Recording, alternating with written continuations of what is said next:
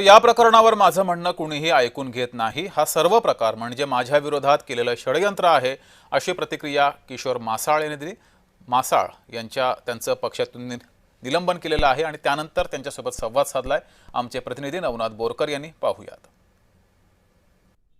बारामतीतील राष्ट्रवादी काँग्रेस पक्षाचे नगरसेवक किशोर मासाळ यांनी दिवंगत उपमुख्यमंत्री अजित पवार यांच्या संदर्भात एक वादग्रस्त वक्तव्य केलेलं होतं आणि ते वादग्रस्त वक्तव्य जे आहे ते त्यांना भोवल्याचं पाहायला मिळत आहे। आज सुनील तटकरे यांनी त्यांची पक्षातून हकालपट्टी केलेली आहे। आपल्याबरोबर किशोर मासाळ स्वतः आहेत।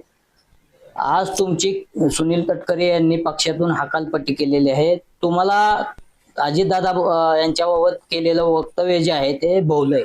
मी स्वतःला 3 महिने झालं मी स्वतःला मदत मागण्याचा प्रयत्न करतोय।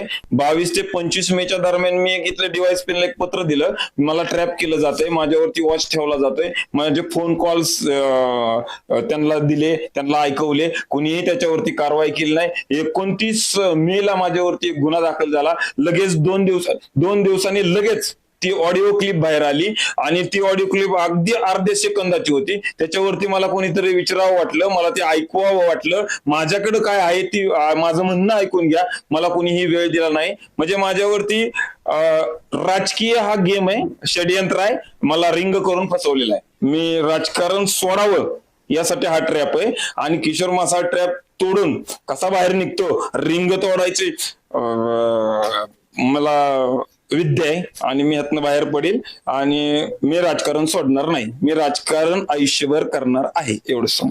नवनाथ बोरकर, जय महाराष्ट्र न्यूज, बारामती।